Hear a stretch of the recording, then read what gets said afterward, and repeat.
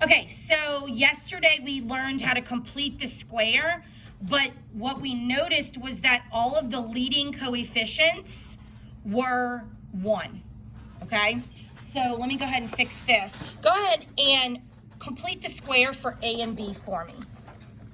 Complete the square just like we did yesterday, using what you know about completing the square for A and B.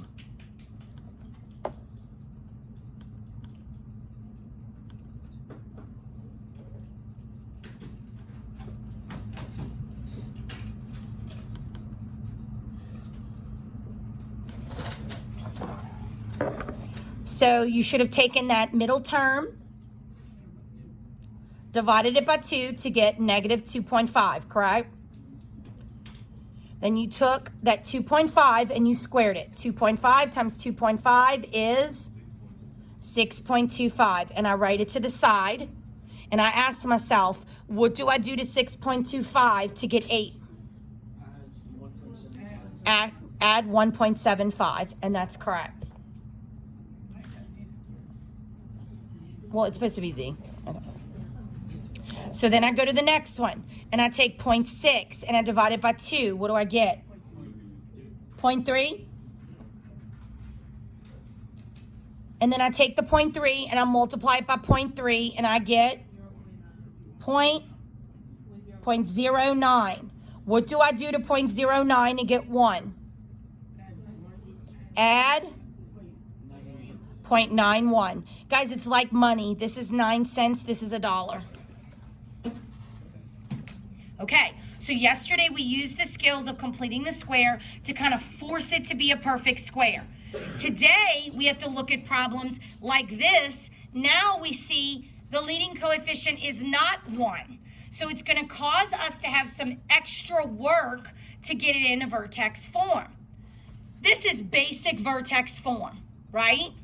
What are we missing in that vertex form that could be added to it? The A. So that's what we're dealing with today. Now we're going to deal with A's that have a value on it, whether they shrink or stretch the shape. So we're going to have to do a little bit more structure to break it down and get it into a perfect square. So what we're going to do is we're going to take this on a test. You would first try to factor, non-factorable. Then you look at it and you say, okay, it tells me they want me to rewrite it by completing the square. So my first step is going to be to isolate that C. So I'm going to take the first part and I'm going to isolate the C away from the first and second term. Then the second thing I'm going to do is I'm going to take out the A. Okay, I'm going to move it to the left and get it out of my way so that I can get into completing the square. Okay, so I'm going to take out a 2. And that means I'm going to get x squared plus 8x plus 3.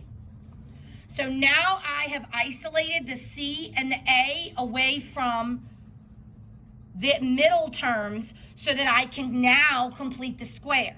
So I take 8 divided by 2 and I get 4. Don't forget that 2 in the front. Don't forget that 3 in the back. Now that I've completed the square, I have to balance out my C, just like I did yesterday. So what I'm going to do is I'm going to take the 4 as a perfect square. 4 by 4 is 16. And I'm going to subtract it from the 3 and multiply that 16 by this outside number to balance out what I took out. So see what I did was I took the C that I moved out.